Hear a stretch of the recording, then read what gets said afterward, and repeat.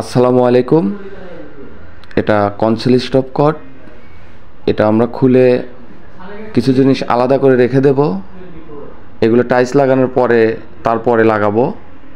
দেখুন এটা আমরা কিভাবে খুলে আলাদা করে রেখে দেই। ধন্যবাদ সবাইকে, দেখতে থাকুন। আসসালামু আলাইকুম।